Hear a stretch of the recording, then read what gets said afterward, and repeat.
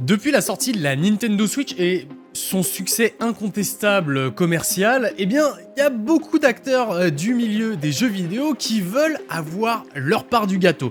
On avait pu voir avant la sortie de la Nintendo Switch déjà des consoles portables qui vous permettaient de jouer à vos jeux Windows. C'était pas vraiment la folie, mais ça fonctionnait. On peut notamment citer GPDWin, qui était un peu le leader sur ce secteur, une entreprise chinoise il me semble, qui vendait d'ores et déjà des ordinateurs Windows sous forme de console. Et depuis peu, il y a un autre acteur qui veut sa part du gâteau également. On a pu voir Steam avec le Steam Deck, mais aujourd'hui, on va se concentrer sur son concurrent direct, le ROG Ally de Asus, qui vient tout juste de sortir. Alors, est-ce que ça vaut le coup? Est-ce que vous devez l'acheter pour jouer à vos jeux vidéo? C'est la question à laquelle je vais répondre dans cette vidéo. Alors, la proposition d'Asus sur ce ROG Ally, elle est très intéressante. Avoir une console portable tournant sur Windows, capable de faire tourner n'importe quel launcher, et donc capable de faire tourner n'importe quel jeu.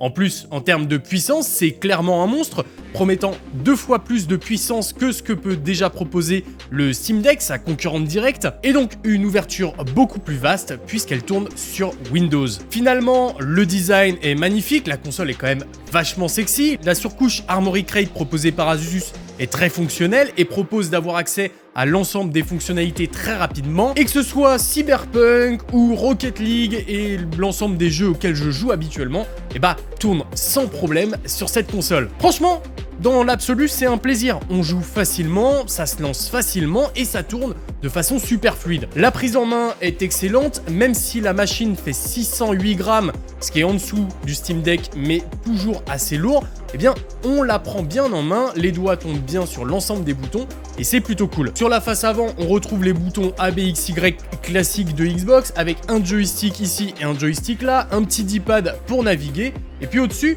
on a pas mal de petites connectiques intéressantes.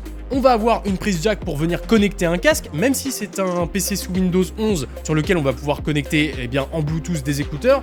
On va avoir un petit port de carte SD juste ici, une prise USB-C couplée avec un connecteur XG mobile pour venir connecter une interface graphique supplémentaire que vous pouvez acheter pour 1200 € quand même si vous voulez la dernière version, qui vous permettra de bénéficier de plus de puissance graphique mais également de ports supplémentaires. En fait, ça va permettre de transformer entièrement votre console portable en ordinateur sous Windows. On a également 2 boutons pour la gestion du volume et puis un bouton d'allumage qui vous permet de configurer Windows Hello avec de la reconnaissance d'empreintes digitales. Au niveau des gâchettes, la console n'est pas pauvre non plus. On a évidemment les L1, R1 et LB, RB, mais on a également 2 boutons en dessous qui seront paramétrables et qui vous permettront d'avoir n'importe quelle fonctionnalité que vous souhaitez dessus. À l'avant, et c'est là la grande force, on a un écran 1080p 120 Hz, ce qui vous permettra d'avoir donc 120 images par seconde. En fait, dans la proposition générale, on a vraiment quelque chose de génial pour les personnes qui aiment bien jouer on the go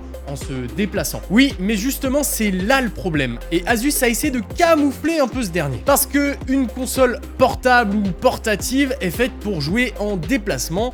Sauf qu'Asus conseille plutôt d'utiliser cette dernière pour jouer sur le canapé tranquille à la maison. Pourquoi?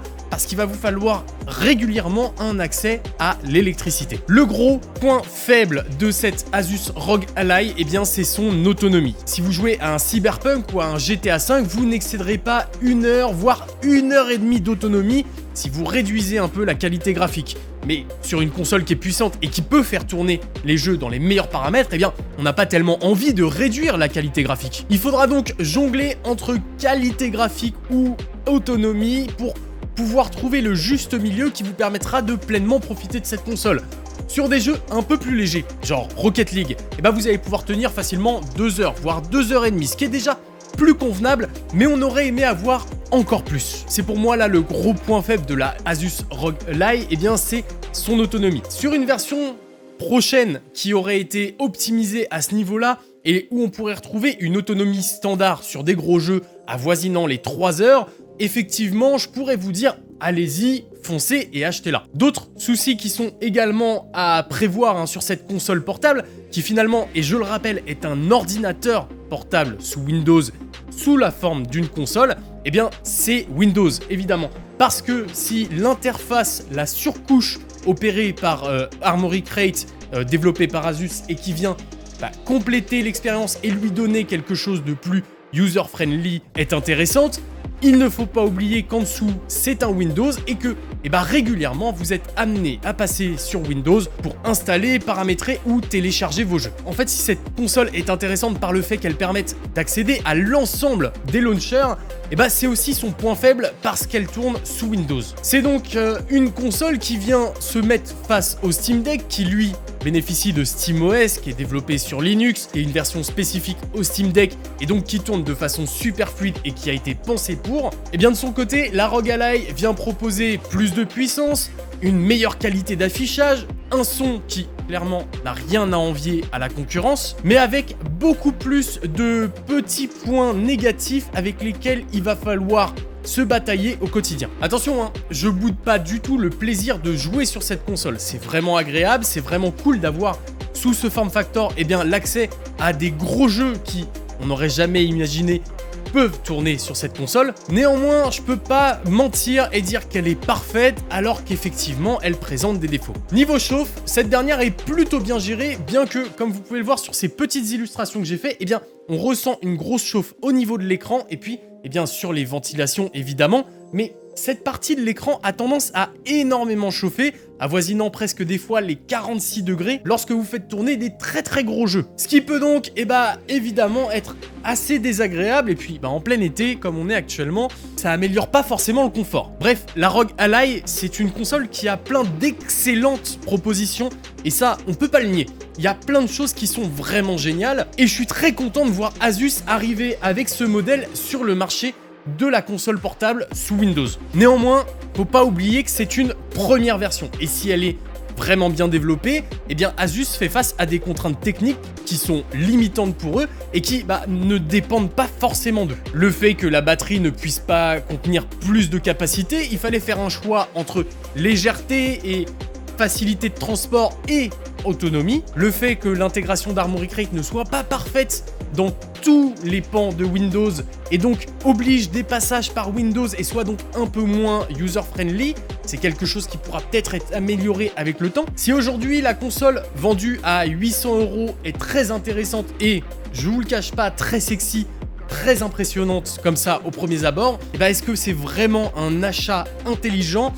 J'ai encore un peu des doutes. C'est intéressant parce qu'elle propose plein de choses que d'autres n'ont pas, comme la possibilité aussi de se transformer en ordinateur. Avec des accessoires vendus séparément, vous pouvez tout à fait transformer cette console en PC sous Windows sur lequel vous pouvez connecter directement un clavier, une souris et un écran. Mais le problème, c'est qu'il va falloir encore rallonger l'addition. Il n'y aura rien de fourni en sortie de boîte qui vous permettra de le faire. Et si vous voulez les capacités maximum avec le ROG XG Mobile, là c'est 1,5 fois le prix de la console qu'il faudra dépenser pour pouvoir profiter du maximum des performances. Elle a du bien, mais elle a pas mal de défauts. Alors, avec toutes ces choses que je viens de vous dire concernant la ROG Ally, son problème d'autonomie, la surcouche qui est un peu bancale, et également cette chauffe intense au niveau du bas de l'écran, à qui je peux recommander cette console ? Soit aux joueurs invétérés qui veulent jouer à leurs jeux les plus gourmands visuellement depuis le canapé, ou depuis le lit, c'est vous qui voyez, soit à des personnes qui sont souvent en déplacement mais dans des endroits où il y a de l'électricité, en hôtel par exemple, et que vous voulez faire vos expériences de jeu. Mais si vous voulez jouer dehors, dans un parc, ou tout simplement en vacances sur la plage, bien qu'elle soit pas protégée contre la poussière, il va falloir faire très attention parce que très rapidement votre batterie va fondre. Elle fond à vue d'œil, clairement.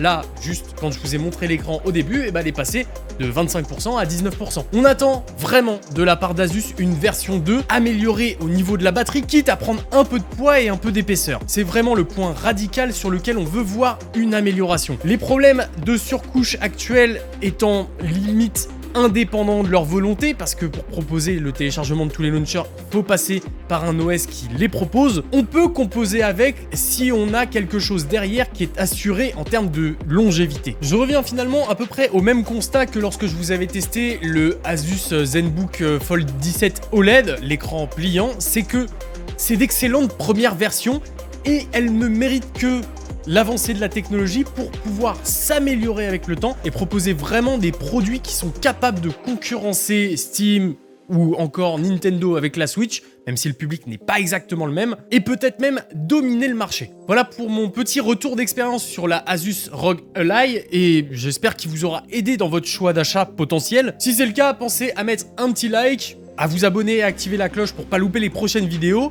Et moi, je vous laisse avec celle-ci, juste là, qui risque de vous plaire puisqu'elle parle d'un ordinateur qui vient clairement du futur. Moi, tout ce qui me reste à vous dire, c'est à très bientôt pour plus de contenu sur la chaîne. C'était Nacrium. Ciao.